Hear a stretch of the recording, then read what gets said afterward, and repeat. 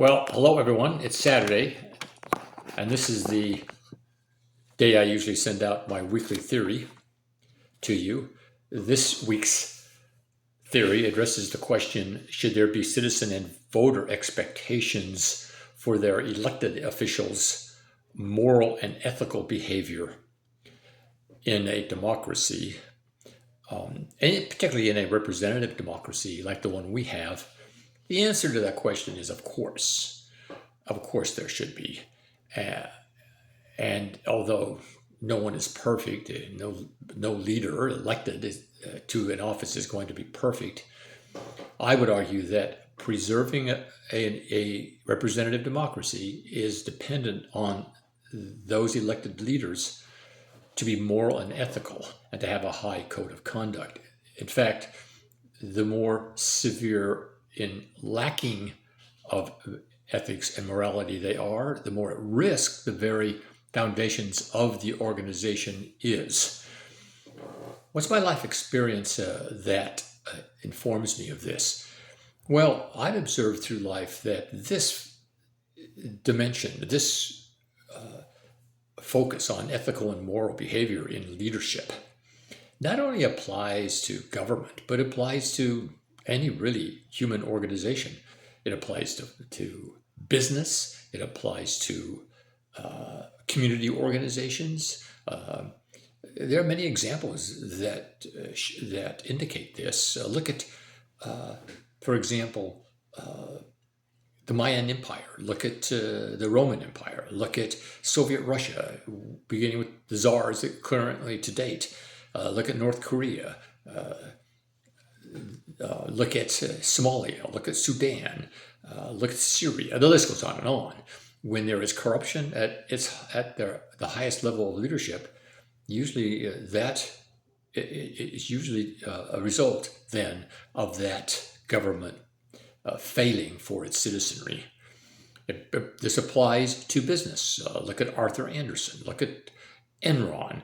Look at Sam Bankman-Fried.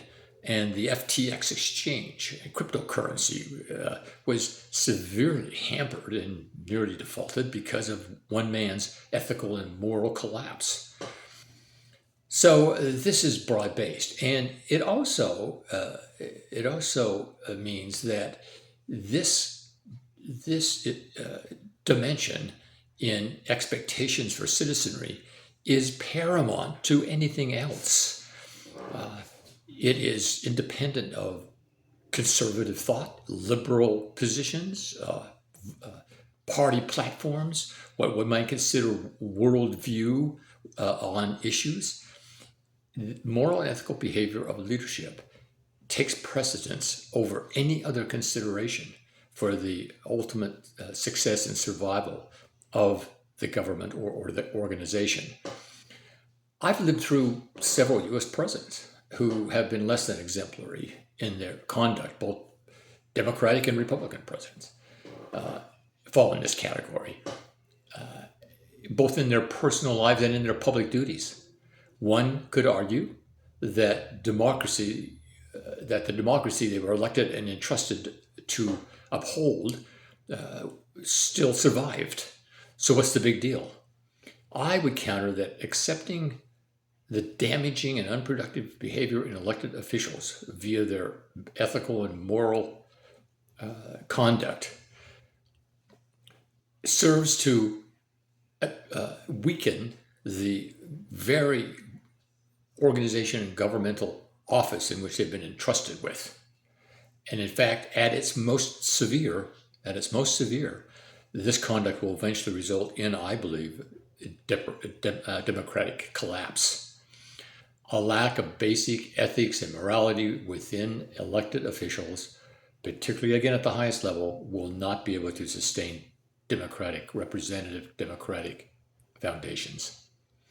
What are the two quotes that I think serve to illustrate this?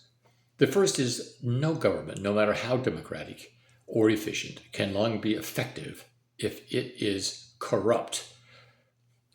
If institutions or individuals lack integrity and are motivated by self-interest and private gain, rather than public good, the very core of the organization itself is at risk. And the second quote, one of the saddest lessons of history is this: if we've been bamboozled long enough, we tend to reject any evidence of the bamboozle. We're no longer interested in finding out the truth. The bamboozle has captured us. It's simply too painful to acknowledge, even to ourselves, that we've been taken.